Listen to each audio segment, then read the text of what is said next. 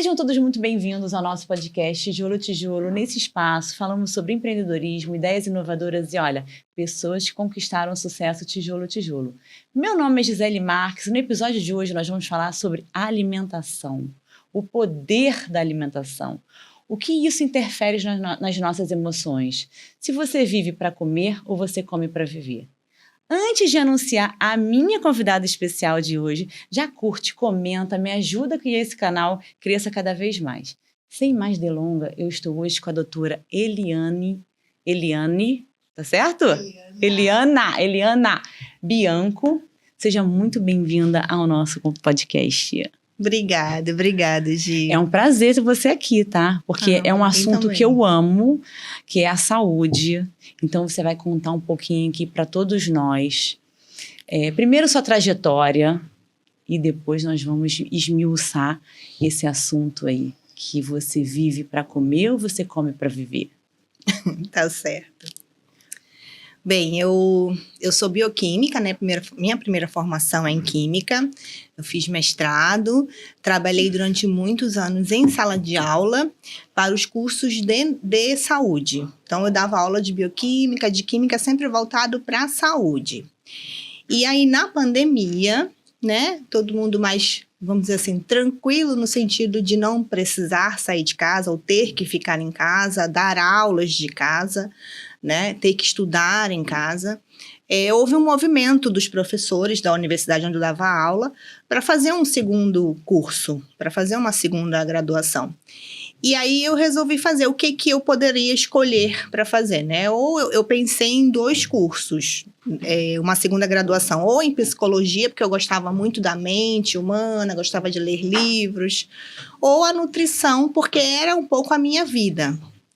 Né? Toda mulher gosta de se cuidar e eu não sou diferente. Então, eu fazia academia, eu tentava cuidar da minha alimentação das formas... Eu ia nutricionista, ia médico, buscava sempre saber o que era melhor para mim. Eu já tinha mais de 30 anos na época, então a nossa idade vai fazer a gente, sim, buscar mais saúde, sentir melhor, porque o nosso corpo vai mudando, isso é inevitável, né? Então, a gente precisa cuidar da alimentação também, porque com a idade a gente vai tendo uma modificação hormonal e também fisiológica, e aí a gente precisa alterar algumas coisas, sim. E aí eu resolvi fazer nutrição e eu me encontrei na profissão. Eu amo o que eu faço, eu amo tratar as pessoas, eu amo fazer com que as pessoas entendam que há mudanças alimentares que são necessárias, sim. Mesmo que você não queira fazer a mudança, é preciso você olhar para o que é necessário para a sua saúde. Se realmente você precisa fazer alguma coisa com relação aos alimentos, trocar alguns alimentos para você ter uma vida melhor, qualidade de vida melhor. E é isso que eu tento fazer no meu consultório. Deixa eu te fazer uma pergunta. Quando você escolhe nutrição, você tem alguma linha que te tendencia dentro da nutrição ou não existe isso? Eu gosto, eu sempre falo isso. A gente estava conversando agora há pouco, né? A nossa dor sempre revela um propósito, né? Então, eu como mulher, sabendo que existem mudanças que a gente precisa fazer, fui tentar estudar e até hoje estudo a saúde da mulher, né? Não só saúde física, mas também saúde mental, que a alimentação pode ajudar a gente também na saúde mental. E como a gente se comporta e como é que a mulher se olha no espelho e gosta dela mesma, o que ela precisa mudar para ela gostar mais dela mesma, ter uma autoestima mais elevada. Você acredita que as pessoas, a relação delas com a comida, ela tem muito a ver com a parte emocional? O momento que está vivendo, como é que funciona? Ou elas comem apenas para se manter nutridas? Como é que você vê essa relação da alimentação? O emocional está muito ligado ao nosso prato. Muito, muito, muito. Então, existem momentos da nossa vida que a gente realmente, as emoções ditam as regras e a gente acaba exagerando em algum alimento, ou a gente não deixa de comer, né? Não come direito o que precisa comer. Então, assim, as emoções, elas ditam realmente as regras da nossa vida, não só das nossas ações, mas também da nossa alimentação. É por isso que a nutrição e a questão mental, emocional, ela precisa estar junto. Ela precisa caminhar junto, né? A gente não pode separar isso, porque em alguns momentos da nossa vida, as mulheres passam por isso mais vezes até, eu acho, do que os homens, porque a gente todo mês tem um período em que a gente tem uma emoção mais aflorada, né? Devido ao balanço hormonal que acontece, que é o nosso ciclo menstrual. E aí a gente tem um momento daquele mês que a gente sente um pouco mais de fome, que a gente está mais triste, e que essa tristeza ou essa emoção faz a gente buscar o conforto na comida. Então, qual a mulher que nunca passou por um momento no mês assim, quero um docinho, quero um chocolate. Depois do almoço, então. Isso. Então, esses momentos, eles ficam mais intensos num período do mês, que é normal, é fisiológico. E se a gente tem, em algum momento da vida, não só essa questão mensal nossa da mulher, mas em algum momento da nossa vida, algum problema, algo que está tirando a sua paz, o conforto no alimento pode aparecer, né? E aí você exagerar em algum momento na refeição ou em qualquer alimento específico. O que você entende que é uma dieta? Uma dieta é o que você segue, seja você tendo uma nutricionista ou não, tá? Dieta é a sua rotina alimentar. A gente pensa que dieta é aquilo que você tira algum alimento que você não gosta, né? Ou que você se priva de alguma coisa, ou que você tem que seguir o que alguém está dizendo para você seguir. Na verdade, dieta é a tua rotina alimentar. Se você, durante a manhã, tem o costume de comer pão com ovo e um cafezinho, e na hora do almoço você come arroz, feijão, salada e uma carne, na hora do lanche você toma um iogurte, no jantar você come uma sopa, isso sem nenhuma orientação de um profissional, isso é sua dieta, né? E também, se você tem alguém, um profissional ali te ajudando, te orientando a trocar alguns alimentos para você ter uma vida melhor, também é uma dieta. Então, dieta é a sua rotina alimentar, seja ela prescrita por alguém ou seja o seu costume alimentar, a sua forma de se alimentar, que você trouxe lá da sua família, lá da sua infância, lá do seu dia a dia, da sua rotina mesmo de vida. O que a maioria das pessoas que fazem dieta falham?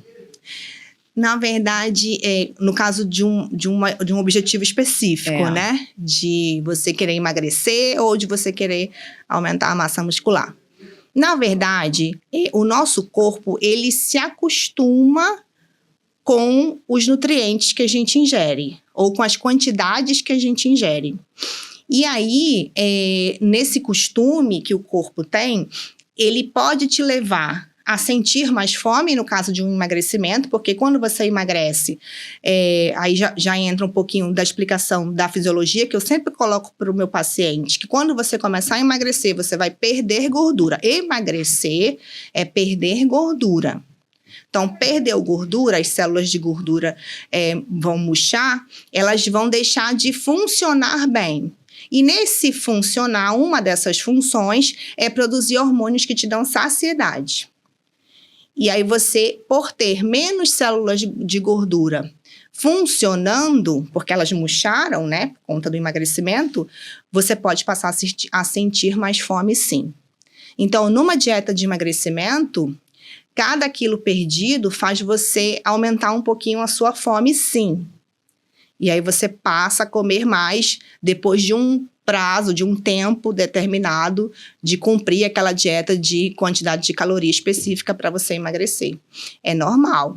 Qual é o papel do nutricionista? É tentar fazer com que esse período em que a pessoa deixa de emagrecer com aquela quantidade de comida, ela volte a perder gordura novamente. Estratégias alimentares, né? Ou colocar um pouco mais de fibra, ou buscar algum hábito dela não alimentar para ela mudar, por exemplo, o sono dela ser melhorado, ela fazer uma atividade física, né? Então, se ela não faz, se ela tem uma questão do sedentarismo, precisa rever essa situação.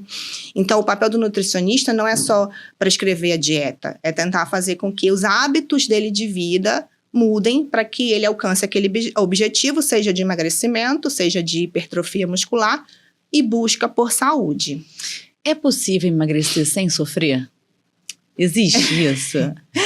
Assim, sem sofrer, eu não sei, porque o sofrer, às vezes as pessoas podem até confundir. Se sofrer é você resistir, por exemplo, a um docinho, né?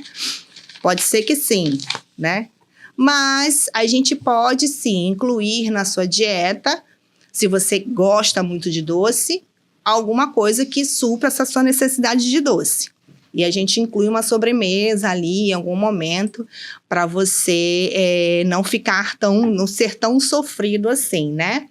Mas eu acredito que quando você passa a ver os resultados daquele seu ponto, assim, não, vou fazer isso aqui por mim, porque vai ser o melhor para mim, né? Eu vou me alimentar melhor, vou deixar de comer certos alimentos, né, que tem alguns aditivos químicos que não me fazem bem e que eu preciso, sim, tratar, né, na minha saúde.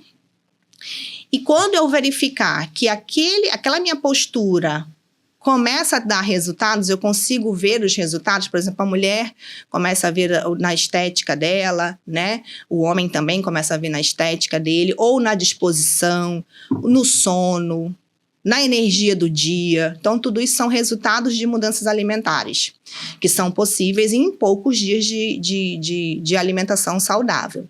E aí, quando ela consegue perceber essas melhoras, eu acredito que ela já fica mais contente com ela mesma. Então, ela já começa a ver, poxa, eu estou conseguindo, meu intestino está funcionando melhor, a minha pele está mais bonita, independente da balança ainda, né? Eu estou mais disposta, eu consigo executar todas as minhas tarefas do dia, né? Eu não estou sentindo tanto sono, eu durmo melhor a noite toda. Então, todas essas melhoras, sim, vêm com algumas mudanças alimentares que às vezes você nem percebe, mas elas acabam caindo nessas melhorias que às vezes a gente acha que não é de uma dieta, mas sim, é de nutrição. Quais são as maiores queixas dos seus pacientes quando vão ao seu consultório? Assim, esteticamente, a barriguinha. A maioria é a barriguinha, quer diminuir a barriga. Na questão de sistema digestivo, então, sintomas gastrointestinais aparecem muito no consultório, inchaço abdominal, gases, refluxo. Então, essas são as queixas mais com relação à alimentação. E esteticamente, ganho de massa muscular e emagrecimento, né? A nutrição esportiva, ela é muito voltada para o espelho, né? A pessoa quer ver no espelho o resultado dela. E aí, isso é um grande motivo de busca, né? Que as pessoas vão ao nutricionista, procuram se alimentar melhor, é querer se sentir bem ao olhar no espelho. Esses alimentos, você falou com relação a muitos problemas gástricos, tem a ver com os alimentos e os aditivos que são hoje, por exemplo, o trigo, que hoje colocam muito glúten nele. Explica um pouco melhor sobre essa questão alimentar. E tem a ver também com o tipo sanguíneo de cada um? Ou não tem nada a ver? Sim, a gente tem uma associação, né, de questão fisiológica, tanto é que cada pessoa, existe uma dieta perfeita para ela, né? A gente precisa buscar essa dieta, né, avaliar os exames e avaliar experimentando o que eu posso tirar, o que eu posso trocar. É claro que existem evidências científicas já, de que a gente tem sim o glúten e a lactose causando alguns efeitos, né? O leite também, né? Causando alguns efeitos, como inchaço, algum tipo de irritação ou alergia alimentar, que causam a inflamação e fazem a pessoa estar mais inchada, que fazem a pessoa não ter um sistema digestivo funcionando melhor, né? E aí isso desencadeia outros problemas, como, por exemplo, o intestino e um sistema digestivo funcionando de maneira ruim, não vai deixar você absorver nutrientes de maneira satisfatória. Se você não absorve nutrientes, vitaminas, minerais, nutrientes, você não tem um corpo funcionando bem. Então, você não consegue emagrecer, você não consegue ganhar massa muscular. Então, tudo vai partir dali, de como é que teu sistema digestivo está, né? E esses alimentos que podem causar uma irritabilidade maior, como é o caso do glúten, da lactose ou até da proteína do leite mesmo, podem fazer com que essa inflamação fique um pouco pior, né? Então, a gente precisa tratar isso primeiro, para saber e para ver como a pessoa vai responder. É claro que você não é necessário que você nunca mais coma a sua pizza, né? Nunca mais vou poder comer pizza. Não é isso. É que você precisa saber que esses alimentos, em algum momento, podem estar te causando uma inflamação e você precisa substituí-los, né, para poder ver uma melhora. Quando você observar essa melhora, a gente pode ir introduzindo novamente e aí você vê como é que você reage. O intestino funcionando bem, ele vai digerir bem os alimentos, né? Mesmo que cause algum desconforto em algum momento, você vai conseguir digerir bem, vai fazer a reação necessária para botar para fora o que tem que botar para fora e absorver o que tem que absorver, tá? Então, a gente precisa avaliar. E essa avaliação é feita assim, no momento da consulta, em que a gente está ali conversando, a avaliação de exames bioquímicos, né, exames de sangue, para ver como é que a pessoa está, e a dieta propriamente dita, observar como é que ele reage comendo esses alimentos aqui, substituindo esses outros alimentos. Cada pessoa é única, a gente precisa ir fazendo uma avaliação contínua e próxima, nutricionista-paciente. Já dizia minha avó, lá nos tempos passados, minha filha, não se come vendo televisão. E essa prática eu adotei e eu tento fazer isso na minha casa. Muitas das vezes não funciona. Que, por exemplo, a minha filha ama ver televisão comendo. Eu acho que na hora que eu tô comendo, é meio que um ritual. Pra mim, tá? Eu tenho que comer, a comida tem que estar bonita, tem que estar colorida, tem que ter o visual. Pode ser um omelete com salada, mas tem que ser um omelete bonito, não pode ser aqueles chapelados, sabe? Então, eu tenho esse ritual comigo, na hora da alimentação, ter uma pausa para aquilo. E a sociedade brasileira, eu creio que muitos países, as pessoas comem para não passar fome. E eu acredito que seja um momento assim de um ritual mesmo. Você acha que a televisão, esse momento de comer rápido, atrapalha em algum momento essa forma de digestão? Sim, total. O momento da refeição, ele não pode ser desconectado, ele é o todo. Então, quando você olha para a comida, o prato arrumado, que você falou, bonito, colorido, o seu corpo já começa a se preparar para digerir aqueles alimentos. Né? O nosso corpo, ele é perfeito. Deus criou um sistema, uma máquina perfeita. E a gente começa olhando o prato, sim. O prato arrumado, as cores, a gente já sabe, tem uma noção que aquelas cores têm substâncias, sim, que a gente chama de compostos bioativos, né? Não necessariamente nutrientes, não necessariamente carboidrato, proteína, lipídio e vitaminas e minerais, mas existem componentes, né, que são outros compostos que também nos ajudam na nossa saúde. E essas cores no prato são esses compostos. Há uma variedade dessas cores no prato são compostos que ajudam a gente na saúde, sim, em toda a engrenagem bioquímica que tem que acontecer no nosso corpo, na absorção dos nutrientes, no trabalho que esses nutrientes fazem com a gente. Então, começa assim, com o visual. E aí você comer, estando presente na refeição, é algo que vai mudar tudo.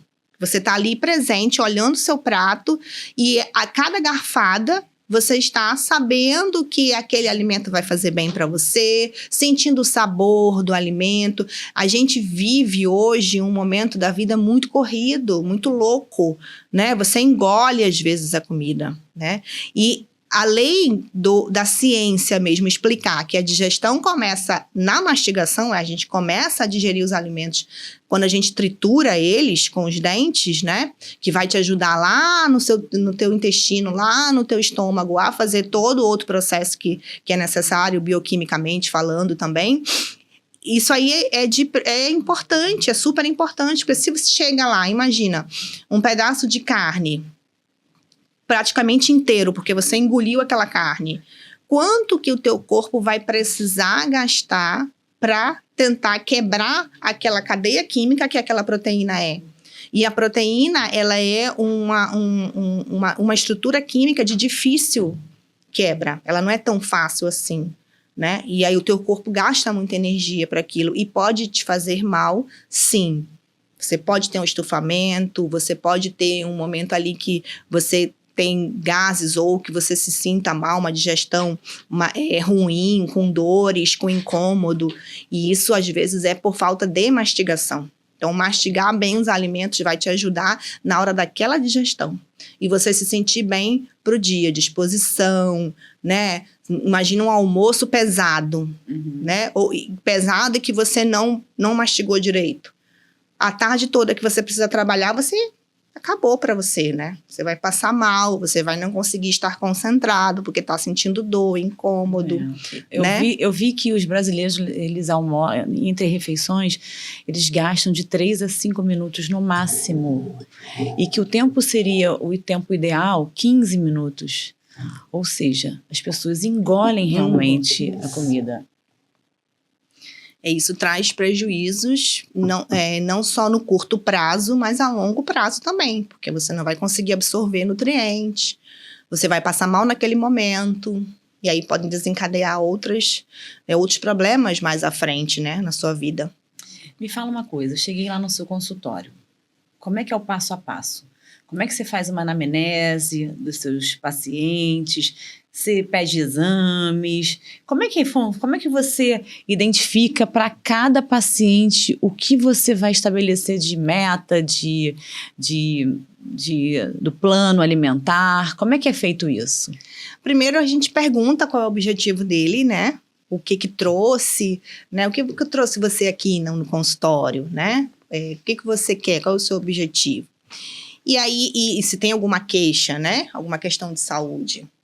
E aí, o paciente vai me relatando, eu vou buscando qual é a rotina alimentar dele, porque existe algo bem específico na nutrição, que eu não posso chegar... Eu tenho um paciente que não gosta de ovo, né? Eu até brinquei num post outro dia na internet, e eu tenho um paciente que não gosta de ovo, eu não posso forçar ele. O ovo é um excelente alimento, é uma excelente fonte de proteína para amanhã, para você comer e quebrar o seu jejum matinal. Mas se o paciente não come ovo, eu tenho que substituir aquele ovo, né? Vamos colocar uma outra proteína, vamos tentar buscar uma outra refeição, uma outra primeira refeição para ele. Então, eu preciso saber qual é a rotina alimentar daquele paciente, né? Qual é o costume dele alimentar. Muitas vezes, as pessoas até comem saudável, mas não sabem o horário ou a quantidade certa para comer. E aí, o objetivo dela não é alcançado, não porque ela não come saudável, mas sim por pequenos ajustes que a gente pode fazer e ela vai alcançar o objetivo dela. E eu preciso ter nesse paciente um retorno. Então, eu preciso fazer com que ele tenha uma dieta, né? Que eu indique as quantidades, os alimentos para ele, mas que ele goste de comer. Então, é por isso que eu preciso saber da rotina alimentar dele, o que ele come, o que ele não gosta, se ele é um paciente que gosta de doce, se ele é mais do salgado, né? Como é que é a ingestão de água dele. E aí, com essa rotina, né? E ele me relatando algum problema, caso exista algum problema, alguma glicose mais alta, por exemplo, no exame dele, ou alguma gordura, o lipídio dele, o lipidograma dele não tá legal, ou alguma questão intestinal, né? E a gente tentar corrigir também com a dieta, nesse sentido. Vitaminas e minerais, como é que estão, como é que tá o hormonal dele, né? Da mulher, principalmente, como é que tá a progesterona, como é que tá a testosterona, para que a gente tenha também uma suplementação adequada para ela. Então, eu, além de solicitar os exames, eu avalio o que ela já tem para poder traçar essa meta, né, alimentar para ela ou para ele e descobrir se ele consegue ou não seguir aquela dieta, né? Saber os horários dele, do dia. Você treina às 5 da manhã? Ou você vai à academia às 5 da tarde? Qual é o horário? Você trabalha sentado? Você trabalha em pé? Você se movimenta muito durante o dia? Né? Você dorme quantas horas? Qual a ingestão de água sua? Você está ingerindo água? Controla a quantidade de água que você ingere durante o dia? Então, tudo isso a gente precisa avaliar para traçar todo um caminho para ele seguir durante o dia, não apenas com o cálculo de calorias, ou quantidade de carboidrato, proteína e gordura. Né? A gente precisa saber do todo para conseguir acompanhar. E como a gente cria uma mente saudável? Nossa, como é que é criado isso? Assim, eu vou ser saudável. Porque, por exemplo, desde os meus 18 anos, eu condicionei a minha mente. Eu nunca faço dieta, porque para mim não é dieta. Para mim já entrou no meu saudável. Sim. Né? Se em algum dia eu chuto balde mesmo, eu no dia seguinte já fico mais leve nas refeições, na ingestão de bebida, alcoólico ou não, entendeu? Mas como manter essa mente saudável pela vida? E não só naquele momento de um objetivo específico. Eu vou dar o meu exemplo, tá? Você não vale, você é nutri. O meu exemplo, assim, sem falar de nutrição, pode ser? Claro. E então, assim, o que eu busquei, né? Para ajudar na minha mente, no meu mental. Eu busquei ler livros que me incentivavam a ter uma mente mais forte, a não permitir que o meu subconsciente haja. Por exemplo, existem reações nossas que prejudicam muito a gente, né? Vou levar para comida, né? Para a gente não desvincular tanto. Ansiedade.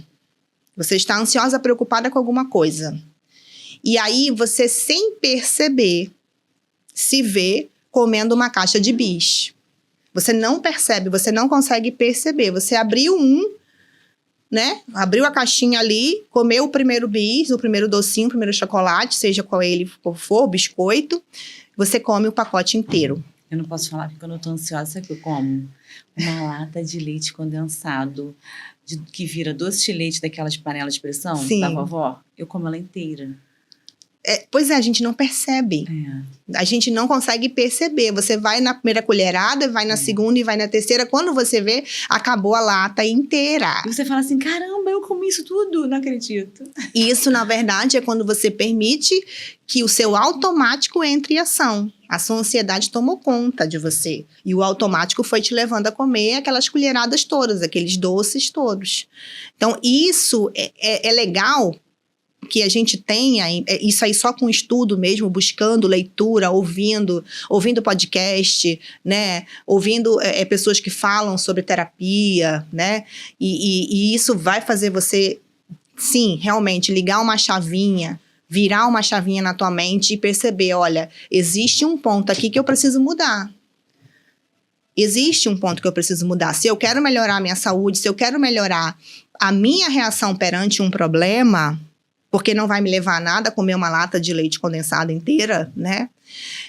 Eu tenho que ter uma consciência para resolver aquele problema, porque se ele ficar ali, vai ser mais uma lata de leite, e isso não é legal. Então, eu preciso resolver aquele problema, sim. E então, eu tenho que ter essa mente, primeiro, identificando isso. É o primeiro passo. Identifiquei que estou ansiosa e estou descontando na comida. Amém. Agradeço a Deus. Agora vamos para o próximo passo. O que eu posso fazer para não reagir dessa forma? E o que eu posso fazer para me condicionar a perceber que eu estou agindo novamente? Porque não existe a cura. A ansiedade vai vir. O problema vai mudar, você vai ter outro problema e a ansiedade vai vir de novo, né? Mas você precisa conseguir identificá-lo. É claro que não vai ser da primeira vez, mas você já tem essa consciência. E essa consciência vai fazer você mudar de comportamento perante a comida e perante a ação que você tem que tomar, a decisão que você tem que tomar para resolver aquele problema. Existem pessoas que nascem com tendência à obesidade? Ou isso é um mito? Sim, existem. Existem. E aí é uma questão genética, existe uma questão genética aí, mas ela também pode ser cuidada. Né? Não sei se todo mundo acho que já viu essa história, né? A família de gordinhos. A família inteira. Minha família praticamente tem bastante gente. A família de gordinhos. Mas você pode mudar isso com alimentação e hábitos novos. A partir de você, você vai gerar uma nova família, que essa obesidade já não vai ser tão tendência assim. Você vai diminuir, vamos dizer, o percentual de chances de que uma família, a partir de você, seus filhos, seus netos, não terão mais esses genes tão ditando tantas regras assim no corpo, no organismo dos seus descendentes, vamos falar assim, né? Existe uma ciência, né, que fala sobre epigenética. A gente carrega genes de 20 anos, de 2 gerações, nossa, né? Tipo, vó e mãe. Então, nossos hábitos, tendências a doenças, veio de vó e de mãe. Então, o que nossa avó fazia com relação à alimentação, que poderia desencadear, por exemplo, um diabetes, pode perdurar até a 2ª geração. Então, nossa mãe e a gente. Podemos mudar isso? Podemos. Com a nossa alimentação, com a nossa tomada de consciência, com o nosso estudo, mudança de hábitos alimentares, mudança de hábitos de vida. Então, parar com o sedentarismo, partir para uma atividade física, partir para uma melhoria de vida e saúde mental, saúde física, né? Acompanhamento com um médico para você saber como é que você está, buscar cuidar de você, para que a partir de você também venha gerações que não tenham mais esses genes, essas doenças junto, né? E a obesidade é uma doença, né? Assim como diabetes é uma doença, hipertensão, problemas cardiovasculares, né? Que podem vir, sim, de gerações passadas. O nosso metabolismo muda depois dos 40? Sim. De que forma? Assim, a gente tem uma tendência a ter, por conta da mudança hormonal, acúmulo de gordura em certas regiões do corpo, né? E também mudanças com relação à nossa saúde cardíaca também, né? Uma proteção cardiovascular vai mudando, disposição vai mudando, né? Envelhecimento da pele, tendência a catabolizar nossa massa muscular, ou seja, aumento de flacidez, perda de massa muscular, né? Isso por conta da nossa vida hormonal, que vai mudando, né? A gente vai entrando num período que a gente chama de menopausa, né? E esse período tem uma característica hormonal que favorece o metabolismo, que vai dar, sim, um processo inflamatório, um aumento de acúmulo de gordura em certas regiões. Geralmente quais regiões? Na barriga. A gente deixa de ter. Na barriga? A gente deixa de ter. A mulher, ela tem uma tendência, quando a vida dela é, vamos dizer, gestacional, está ativa, ela pode gerar um bebê nos braços e no quadril, que é para abastecer as mamas e gerar o neném no útero. Então, essas são regiões específicas que a gente armazena mais gordura. Nosso corpo se prepara para ser mãe, né? E aí, quando a gente tem esse processo diminuído, a gente já deixa, essa capacidade vai diminuindo com a idade, a gente vai chegar na menopausa, em que a gente não vai mais gerar um neném, a gente passa a acumular gordura não nessas regiões, então o nosso braço fica mais fino, nossa perna fica mais fina, mas a barriguinha começa a aumentar, porque o que faz essas regiões terem mais volume, vamos dizer assim, são os hormônios femininos, vamos falar assim, as características femininas hormonais, né? E aí, a barriguinha é mais a tendência do homem, né? Você vê um homem engordar, o homem engorda na barriga. E aí, por conta dessa diferença hormonal que vai acontecer com a gente, de aumentar e diminuir hormônios de características femininas, a gente começa a ter características de acúmulo de gordura que já é mais dos homens. Não que a gente vá ter um aumento de testosterona, não é isso. É que a gente tem uma diminuição nos hormônios que dão as nossas características femininas. Que uma das características femininas é ter um neném, né? E aí a gente vai diminuindo junto com essa característica, as características de ter a gordura localizada nos braços e no quadril. E aí a gordura vai se acumulando em outras regiões, como por exemplo a barriguinha. Ai, Jesus, barriguinha, acho que já acumulou a minha aqui. E como é que a alimentação pode ajudar na menopausa? A gente pode sim ter não só uma alimentação voltada para melhorar, né? Essa diferença hormonal que acontece, mas também hábitos de vida, né? E alguns suplementos também, né? Um dos alimentos que a gente pode passar a ter um olhar mais cuidadoso seria a proteína, né? Para que a gente tenha para a gente manter uma massa muscular, porque massa muscular é uma questão importante para a nossa saúde. E é difícil ganhar. E né? é difícil ganhar. Nossa, e a gente começa a ter. Tá parecendo a gente começa a ter, sim, uma perda de massa muscular. E se a gente não tiver uma atividade física que segure mais essa massa muscular e uma alimentação que nos ajude, a gente vai realmente perdendo aos poucos essa característica de ter mais massa muscular, de ter um corpo mais firme, vai aparecer flacidez, não só no corpo, no rosto também, né? E aí a gente começa a ter alguns probleminhas com relação a essa massa muscular e ao colágeno produzido. É claro que a gente pode, sim, não só com alimentação, a gente pode sim acompanhar com os exames e fazer também uma suplementação com a enzima Q10, vitamina D, cálcio, né, magnésio. Tudo isso vai nos ajudar a ter essas mudanças, né, devido à idade e à menopausa diminuída, ou pelo menos não ver esses resultados assim tão evidentes assim, e melhorar a nossa disposição mesmo, que começa a cair devido a essas mudanças, né? Agora vamos para o nosso quadro Mitos e Verdades. Vamos. Café faz mal? Não existe o alimento... Não me fale se faz. Olha, se faz, eu tô ferrada. Não. Eu amo o meu café. Eu tomo muito café durante o dia. É um terror. Sabe aquele hábito de acordar, aquele cheirinho do café? Cheirinho do café. E eu gosto de fazer aquele café coado mesmo, sabe? Eu também prefiro o café coado. O café, ele é um estimulante, né? O ativo dele é um estimulante, ele estimula, por isso que a gente dá aquela acordada quando toma o café.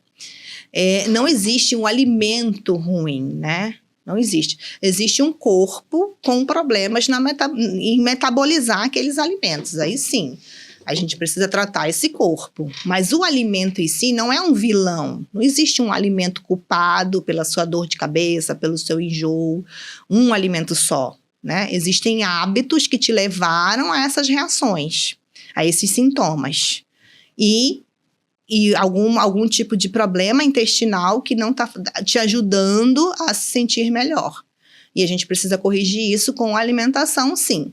E com todo acompanhamento nutricional que é necessário para fazer as correções. Então, café não faz mal.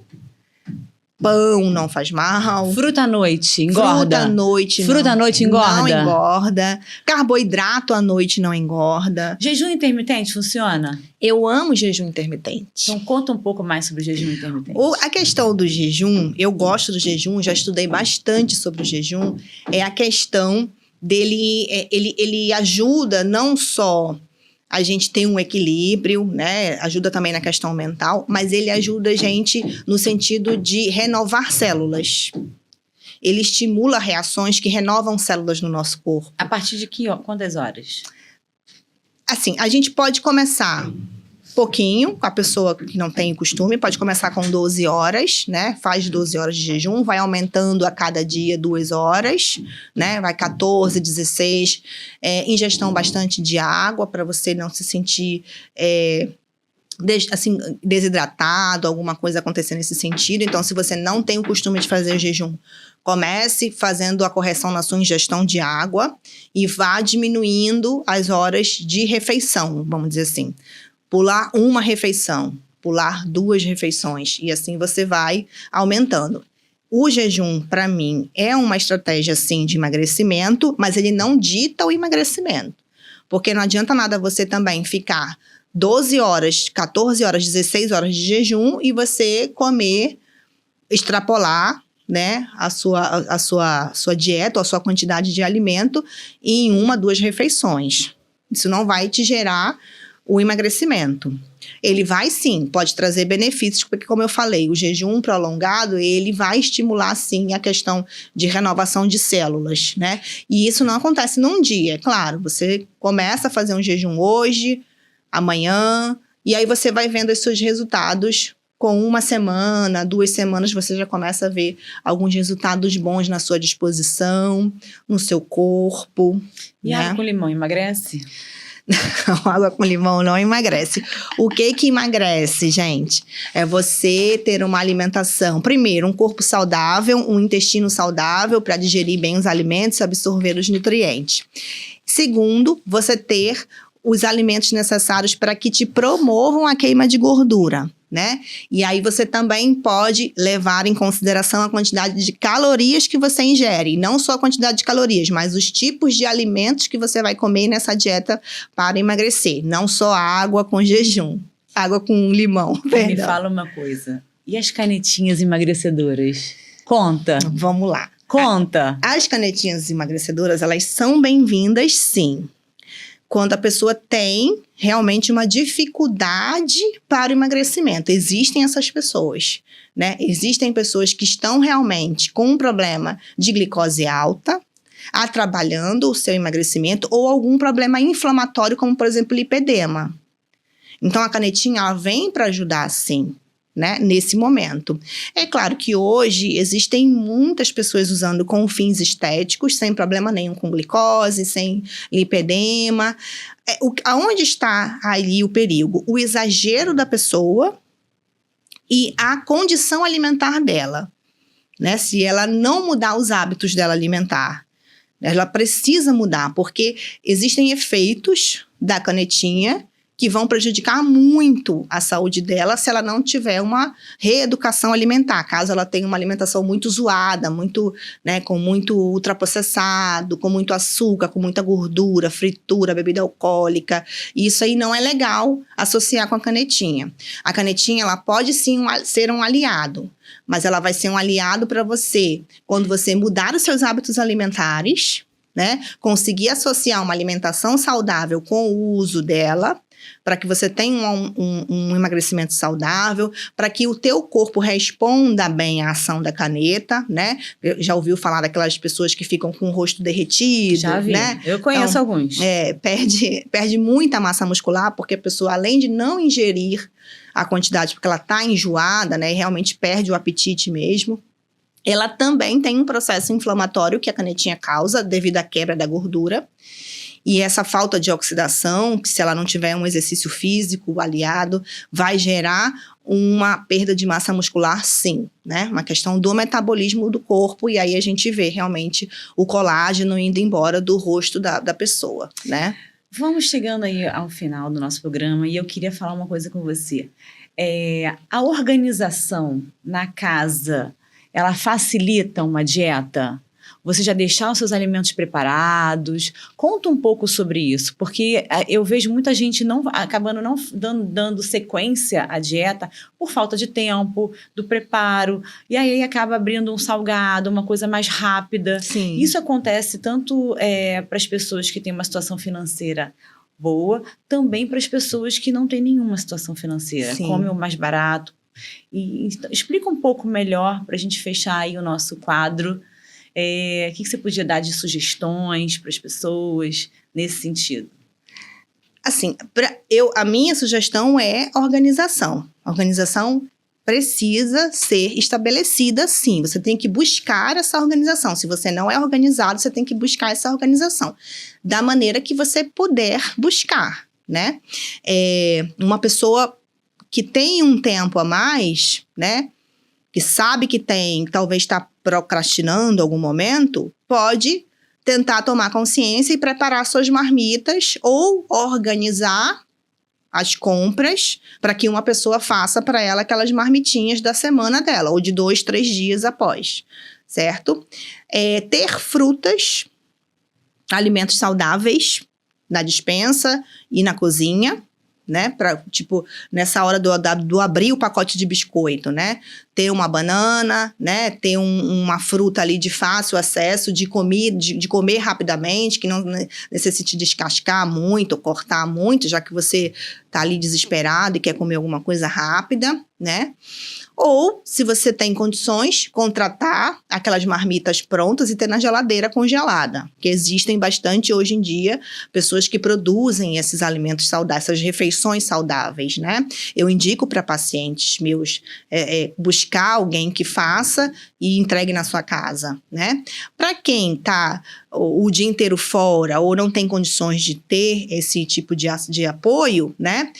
Buscar um horário para fazer essas refeições, para preparar essas refeições. Seja um domingo à noite, um sábado à noite, um domingo de manhã, né? Tirar um pouquinho do seu final de semana para você preparar um arroz, uma carne, deixar cortado uma salada, um alface, um tomate, alguma coisa assim.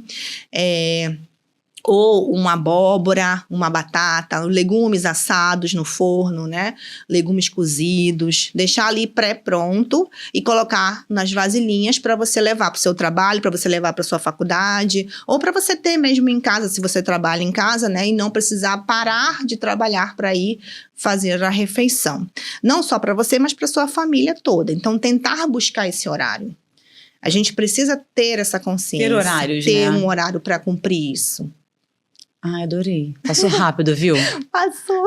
Agora deixa aí o seu último jabá, o que você gostaria de falar para ir para a audiência. Deixa aí o seu recadinho. Assim, o meu objetivo com o meu trabalho, né, é que as pessoas realmente encontrem a sua forma de se alimentar melhor para ela e que elas consigam observar que as mudanças alimentares que elas precisam fazer é o que vai levar elas à frente. É o que vai fazer com que elas tenham uma vida melhor, é o que vai fazer elas terem resultados melhores, não só na saúde, mas também no relacionamento dela com os outros, né? Com a família, com o trabalho dela, vai fazer ela produzir mais, porque um corpo nutrido é uma mente que trabalha melhor, é um corpo que responde melhor, né? Então, que realmente com a nutrição e com a alimentação você consiga encontrar o melhor para você, porque isso existe. Existe. Obrigada, viu? Muito obrigada pela sua participação, pelo seu tempo. E olha, eu tenho uma frase que eu levo assim para a vida, que é: um corpo fraco não alimenta uma mente forte. Então, eu tenho certeza aí que vocês vão ficar com vários insights e siga a gente, porque o nosso podcast Tijolo a Tijolo sempre tem algum assunto muito interessante. Muito obrigada pela audiência.